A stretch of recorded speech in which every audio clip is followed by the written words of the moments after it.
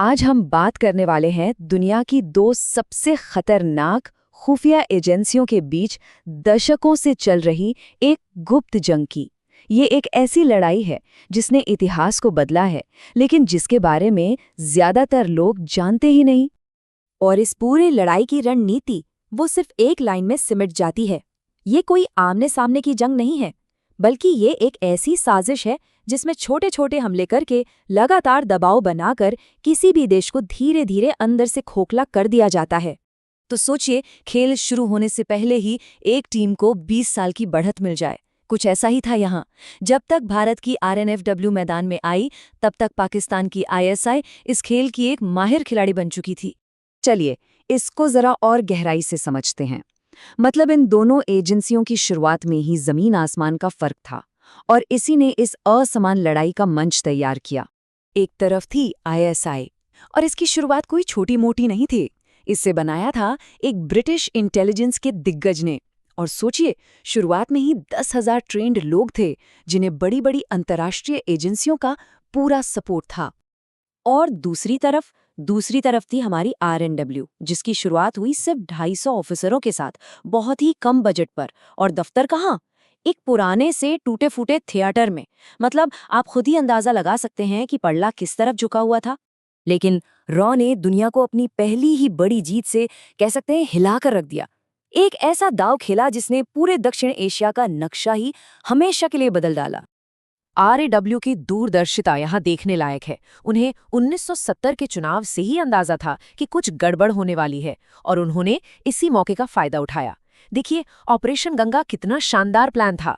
उन्होंने पाकिस्तान को ही उकसाया कि वो पहला कदम उठाए, ताकि भारत को जवाबी कार्रवाई का एक सॉलिड, एक जायज कारण मिल जाए। और बस यही से बांग्लादेश के बनने का रास्ता खुल गया।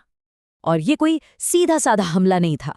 नहीं, ये एक बहुत ही शानदार, एक मल्टी फ्रंट स्ट्रैटेजी थी। सोचिए, 3 अलग अलग सेनाएं एक साथ अलग अलग दिशाओं से हमला कर रही हैं। नतीजा, पाकिस्तानी सेना सिर्फ 14 दिनों के अंदर पूरी तरह से घिर गई। और इसका डबल फायदा हुआ। एक तो बांग्लादेश आज़ाद हुआ, और दूसरा, नॉर्थ ईस्ट में आईएसआई का जो पूरा नेटवर्क था, उसकी भी कमर टूट गई। इस जीत का पैमाना कितना बड़ा था, इसका अंदाजा इस बात से लगाइए। 93,000 से भी ज्यादा पाकिस्तानी सैनिकों ने सरेंडर किया। ये वर्ल्ड वॉर 2 के बाद का सबसे बड़ा मिलिट्री सरेंडर था। जरा सोचिए, पाकिस्तान और आईएसआई के लिए ये कितनी बड़ी बेइज्जती रही होगी, वो भी एक ऐसी एजेंसी के हाथों जो सिर्फ 3 साल पुरानी थी। लेकिन जैसा कि हम जानते हैं, खुफिया एजेंसियों की दुनिया में कहानी कभी खत्म नहीं होती। एक हारी हुई, अपमानित आईएसआई अब वो अकेली नहीं थी। उसके साथ आ खड़ा हुआ था दुनिया का सबसे ताकतवर देश, अमेरिका। और अब जो लड़ाई होने वाली थी, वो पहले से कहीं ज्यादा खतरनाक होने वाली थी। तो इस बार आईएसआई अकेली नहीं आई। उसने हाथ मिलाया अमेरिका की सीआईए से, और दोनों ने मिलकर एक ऐसा जाल बुना, एक ऐसी रणनीति बनाई जिसका मकसद था भारत को चारों तरफ से घेर लेना।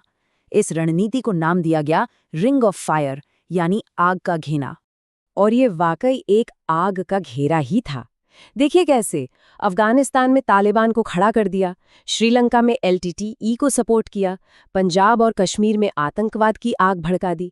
मतलब आईएसआई और सीआईए ने भारत को हर तरफ से दुश्मन पड़ोसियों से घेर लिया था। हालत ये हो गई थी कि भारत सचमुच अपने ही घर में कैद सा हो गया था।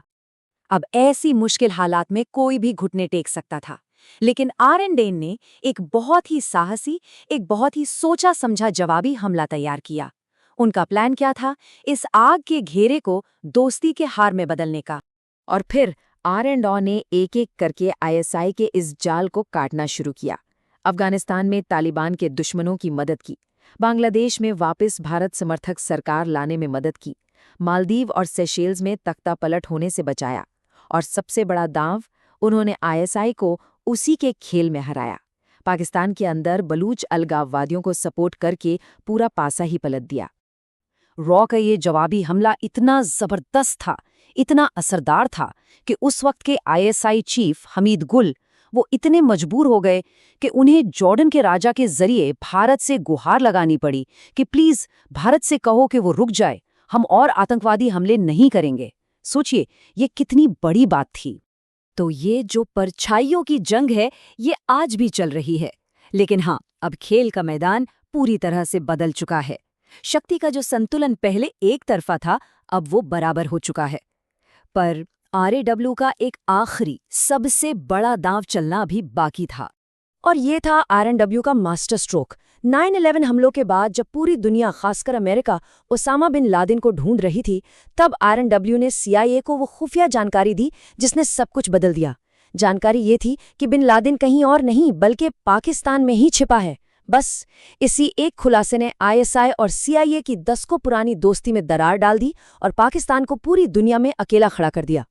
तो देखिए, आखिर में सवाल यही है, इस गुप्त लड़ाई की कीमत तो दोनों देशों ने चुकाई है, इसमें कोई शक नहीं। लेकिन अगर हम स्ट्रैटेजी के लिहाज से देखें तो आरएनडब्ल्यू ने न सिर्फ अपने शुरुआती नुकसान की भरपाई की, बल्कि पूरे गेम को ही पलट दिया। और ये हमें एक बहुत बड़े सवाल पर लाकर छोड़ता है, क्या पाकिस्तान को आज भी एक ऐसी लड़ाई में अपना पैसा और भविष्य झोंकते रहना चाहिए जिसने उसके अपने ही विकास को रोक रखा है?